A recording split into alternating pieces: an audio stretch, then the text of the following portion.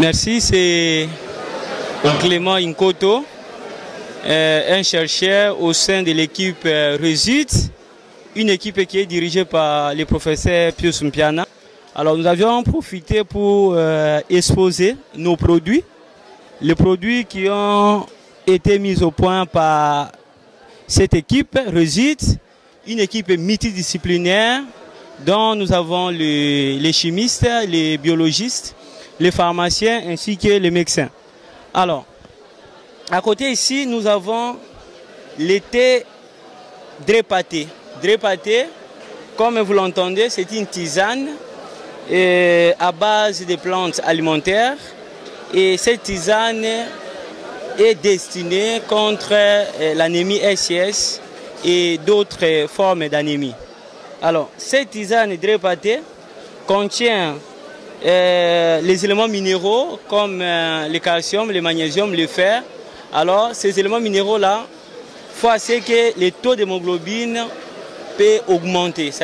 Mais aussi, pour les gens qui ont la fatigue, ça renforce un peu, ça donne la force à la personne.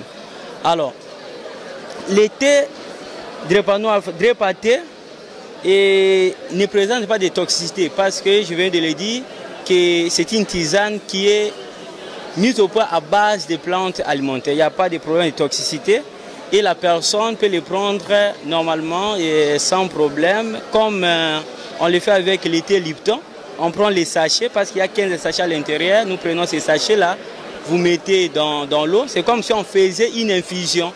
Et c'était, on peut le prendre, on prend le matin et le soir. Alors, à part les Drépate, il y a aussi les Drépano alpha. Les Drépano alpha, c'est une poudre, un mélange de plusieurs plantes alimentaires. Et cette poudre, et ça dépend maintenant de l'âge de la personne parce que c'est bien indiqué. On prend la quantité indiquée de la poudre, vous mettez dans l'eau chaude et après 5 minutes, vous allez filtrer. Ces filtres-là, le malade va prendre ça.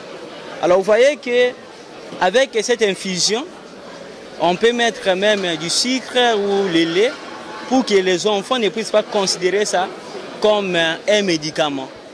Et pour que les enfants prennent ça comme leur thé. Voilà un peu ce que nous faisons. Et c'est vraiment une solution pour cette population parce que vous savez que la drépanocytose, c'est une maladie qui touche une population pauvre. Alors la population fait recours à la médecine traditionnelle. Alors cette médecine traditionnelle-là doit être encadrée. C'est ce que nous avions fait, mettre en place un médicament thérapeutique, c'est-à-dire un aliment thérapeutique et qui ne présente pas de problème de toxicité.